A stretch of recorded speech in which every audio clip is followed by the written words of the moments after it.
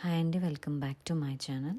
So ఈరోజు మా ఇంట్లో సత్యనారాయణ వ్రతము మరియు ఉడిబియ్యం కార్యక్రమం ఉందన్నమాట. సో అది ఎలా జరుపుకున్నాము అనేది మీకు చూపించాలనుకుంటున్నాను. సో ఫ్లవర్ డెకర్స్ వాళ్ళని పిలిపించేసాము. సో మెయిన్ డోర్కి, పూజ గదికి అక్కడిక్కడ అంతా వాళ్ళు డెకర్ చేసి వెళ్ళిపోయారు. చాలా బాగా చేశారనమాట. మనం చేసుకుంటే ఏంటి అంటే ఆ ఫ్లవర్స్ కొన్ని పెద్దవి చిన్నవి సరిగ్గా కూర్చోం, ఆ డిజైన్ బాగా రాలేదు అని ఒక కంప్లైంట్ ఉంటుంది ఇంట్లో వాళ్ళతో. సో వాళ్ళని పిలిపించి చేయించేసాము. నెక్స్ట్ కత్తపీటకి బొట్లు పెట్టేసి దాన్ని కూడా సింపుల్గా డెకర్ చేసామన్నమాట.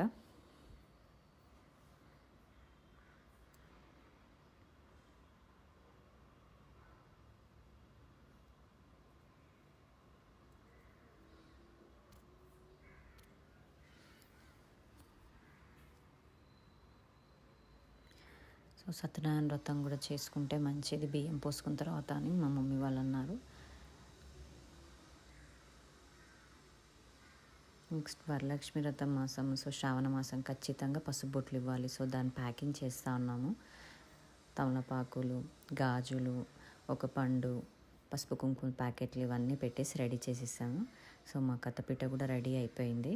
నెక్స్ట్ ఇంకా ఒడి బియ్యానికి పోసే ముందు మా కాళ్ళకు కొత్త మెట్టలు చేయించుకుంటాం అనమాట. సో అది ఖచ్చితంగా ఆ మెట్టలు వేసుకున్న తర్వాత మేము బియ్యం పోసుకుంటాం. ఆ ప్రోగ్రాం అప్పుడే స్టార్ట్ అవుతుందన్నమాట.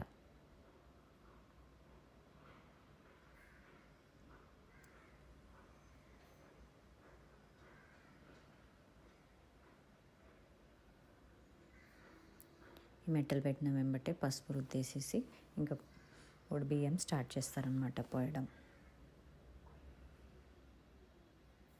మేము ప్రతి 5 ఇయర్స్కి ఒకసారి బియ్యం పోసుకుంటామన్నమాట. సో ఒక్కొక్క దగ్గర ఒక్కొక్కలాగా ఉంటుంది పద్ధతులు. సో మా పద్ధతి ఇది తెలంగాణ స్టైల్లో. సో ఇలా ఒడి బియ్యం కలిపేసి బియ్యాలు పోసేసిన తర్వాత నెక్స్ట్ కథ స్టార్ట్ చేసేస్తాం అనమాట. కథ చాలా బాగా జరిగిందండి. అందరు వచ్చారు, చాలా బాగా జరిగింది.